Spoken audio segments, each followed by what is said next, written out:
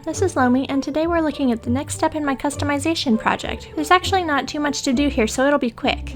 When I started the project a few years ago, I worked out a really good fit on the knee joint, so this is all about finishing work to polish up what I did back then. Since it was my first mod project, I didn't do the best finishing work because I didn't know how. Turns out it isn't hard, it just takes a lot of patience. So after I made sure everything still fit the way I wanted, it was time to fill in the gaps, scratches, and dents on the epoxy clay. For this I'm using Bondo glazing and spot putty. It smells awful, so working outside is important.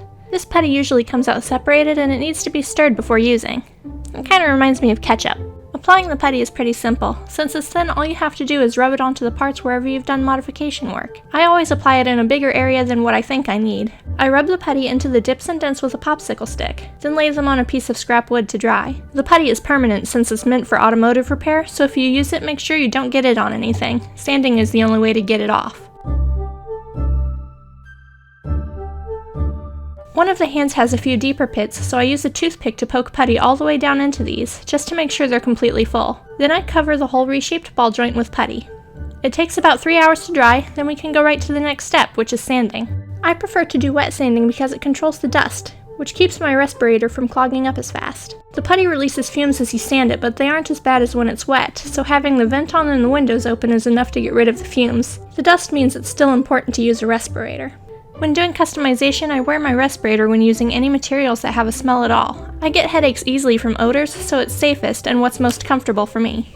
For this I use 220 and 600 grit wet or dry sandpaper. 220 for removing the extra putty, and 600 for getting a really smooth finish after it's done. I do a rough job of sanding the extra putty, then sand in a circular motion with the 600 grit paper to remove any visible sanding marks. You can see the water changing colors as I sand.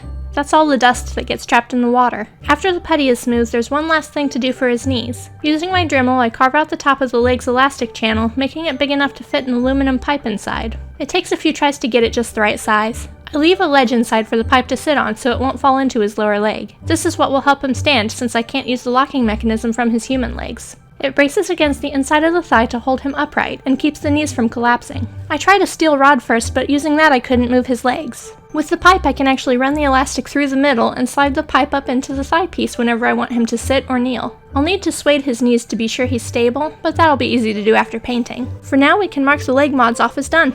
I'll string him and share photos of him standing after he's painted. And if you're just joining me, you can see the previous steps, like making elbow pieces and creating wigs, in my other videos. That's all for today. Thanks for watching!